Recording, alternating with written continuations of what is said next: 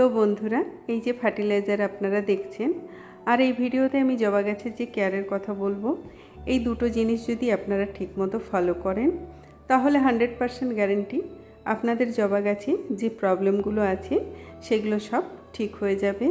তাহলে চলুন বন্ধুরা ভিডিওটা শুরু করি। নমস্কার বন্ধুরা, আপনারা দেখছেন মিসিস্টার্স চ্যানেল। জবা আমাদের সকলেরই খুব পরিচিত একটা ফুল। রূপে রঙে সৌন্দর্যে অপূর্ব এই সুন্দর ফুলগুলো আমাদের সবারই মন কেড়ে নেয়। তাই প্রায় প্রত্যেক ফুলপ্রেমী তাদের বাগানে এই গাছ বসিয়ে থাকেন। এই গাছে ফ্লাওয়ারিংও খুব ভালো হয়, কিন্তু আমাদেরকে বেশ কিছু প্রবলেমও ফেস করতে হয় এই জবা গাছের। সবচেয়ে বড় প্রবলেম সেটা হলো গাছের পাতা হলুদ হয়ে যায়। গাছের পাতা হলুদ হয়ে ঝরে পড়ে যায়, আমাদের গাছে কুড়ি আসে না। আর যদিও বা কুড়ি আসে, ফুল ফোটার আগেই কুড়িগুলো হলুদ হয়ে ঝরে পড়ে যায়, কিংবা ফুল ফোটার আগেই কুড়িগুলো গাছে শুকিয়ে যায়। তো এটা কেন হয়? এটা হওয়ার অনেকগুলো কারণ আছে। তো প্রথম কারণ হলো সিজন চেঞ্জ। যেমন শীত থেকে গ্রীষ্ম, গ্রীষ্ম থেকে শীত, সিজন চেঞ্জের সময় গাছের ওপর তার প্রভাব পড়ে, তখন হঠাৎ করে গাছের পাতা হলুদ হয়ে যায়। আবার গ্রীষ্মকালে যখন টেম্পারেচার 40 ডিগ্রি বা তারও বেশি হয়ে যায়, তখনও কিন্তু গাছের পাতা হলুদ হয়ে যায়। দ্বিতীয় কারণ হলো ওভার ওয়াটারিং। অতিরিক্ত জলের কারণেও কিন্তু জবা গাছে এই প্রবলেম দেখা দেয়। আর যদি আমরা কম জল দিই, তার কারণেও কিন্তু জবা গাছ শুকোতে শুরু করবে, আর তার ফলে জবা গাছের পাতা হলুদ হয়ে যাবে, জবা গাছের কুড়ি শুকিয়ে যাবে বা হলুদ হয়ে ঝরে পড়ে যাবে। তাই জবা গাছে খুব হিসেব করে জল দিতে হবে। জবা গাছে অতিরিক্ত জলের প্রয়োজন হয় না, আবার কম জল দিলেও জবা গাছে প্রবলেম দেখা দেবে। তাই আমাদেরকে খেয়াল রাখতে হবে জবা গাছের মাটি যেন সবসময় ভেজা না থাকে। আপনি ওপর থেকে দেখলেই বুঝতে পারবেন। যদি আপনার মনে হয় মাটি ওপর থেকে শুকিয়ে গেছে হাফ ইঞ্চি লেয়ার পর্যন্ত, তাহলেই আপনি জবা গাছে জল দেবেন, না হলে কখনোই জবা গাছে জল দেবেন না। কারণ অতিরিক্ত জলের কারণেও কুড়ি ঝরে যায়। আপনি যদি জবা গাছে বেশি জল দিয়ে থাকেন তাহলে ফুল ফোটার আগেই কুড়ি ঝরে যাবে। এছাড়াও ম্যাগনেসিয়াম বা আয়রনের অভাব হলেও কিন্তু গাছের পাতা হলুদ হয়ে যাবে। আজ আমি এই ভিডিওতে আপনাদের যে সারের কথা বলবো, সেই সারের ব্যবহারে আপনার জবা গাছের এই সব সমস্যার সমাধান হয়ে যাবে। তো বন্ধুরা, ভিডিওটা স্কিপ না করে পুরোটা দেখুন, কারণ একটা গাছকে ভালো রাখার জন্য, তার থেকে বেশি পরিমাণে ফুল পাওয়ার জন্য শুধুমাত্র সার দিলেই হবে না, সেই গাছের সঠিক পরিচর্যাও খুব প্রয়োজন। জবা ফুল একদিনই ফোটে, তারপরে বন্ধ হয়ে যায় বা শুকিয়ে যায়। তো যখনই জবা ফুল বন্ধ হয়ে যাবে বা শুকিয়ে যাবে, তখন আপনি জবা ফুল বোটা সহ গাছ থেকে ফেলে দেবেন।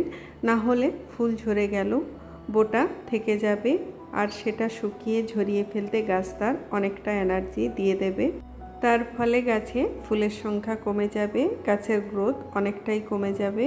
এবার দেখে নেওয়া যাক এই গাছে কোন কোন সার ব্যবহার করবেন।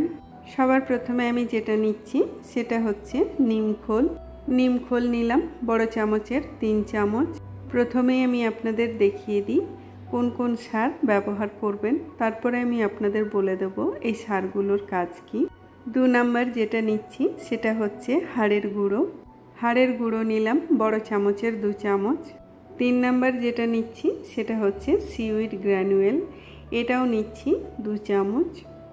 4 নাম্বার যেটা নিচ্ছি সেটা হচ্ছে লাল পটাশ। পটাশ নিলাম বড় চামচের 1 চামচ। 5 নাম্বার যেটা নিতে হবে সেটা হচ্ছে অ্যাপসম সল্ট। অ্যাপসম সল্ট নিলাম 1 চামচের একটু কম। এবার সব সারগুলো ভালো করে মিশিয়ে নিতে হবে। এই যে সার আমি তৈরি করছি, এটা দুটো গাছের জন্য।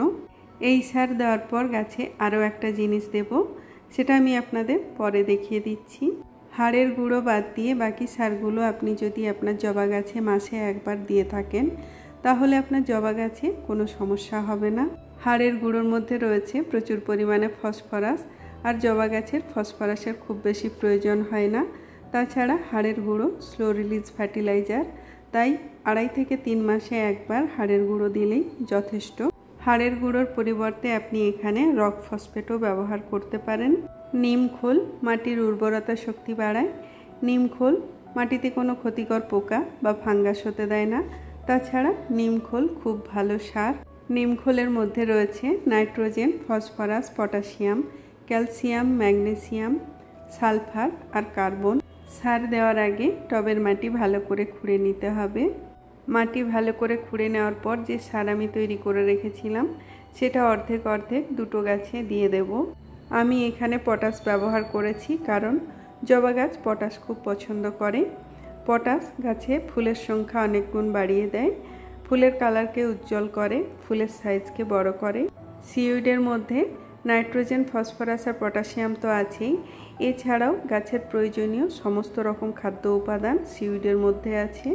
অ্যাপসম সল্ট, ম্যাগনেসিয়াম সালফেট গাছের পাতায় ক্লোরোফিলের উৎপাদন বাড়িয়ে দেয়, যার ফলে গাছ থাকে সবুজ আর সজীব। টবের চারপাশে সার এইভাবে ছড়িয়ে দিয়ে মাটির সাথে ভালো করে মিশিয়ে দিতে হবে। এর সাথে সাথে আপনাকে আপনার জবা গাছে আরও একটা জিনিস দিতে হবে, সেটা হচ্ছে ভার্মি কম্পোস্ট কিংবা কাউডাং কম্পোস্ট। আপনি চাইলে এই সার কম্পোস্টের সাথে মিশিয়েও ব্যবহার করতে পারেন, আবার আলাদা আলাদাও ব্যবহার করতে পারেন। জবা গাছ হেভি ফিডার, তাই মাসে অন্তত একবার এই সারগুলো আপনারা আপনাদের জবা গাছে অবশ্যই ব্যবহার করবেন। এবার আমি এর মধ্যে যেটা দেব সেটা হচ্ছে আয়রন। তো আয়রনের জন্য আমি কিছু পেরেক জলে ভিজিয়ে রেখেছিলাম। আপনার কাছে যদি আয়রন ডাস্ট থাকে তাহলে আপনি আয়রন ডাস্ট সারের সাথে মিশিয়ে ব্যবহার করতে পারেন, আর যদি আয়রন ডাস্ট না থাকে তাহলে আপনি পেরেক বা যে কোনো লোহাকে জলে ভিজিয়ে রেখে সেই জল সার দেওয়ার পর গাছে দিয়ে দিতে পারেন।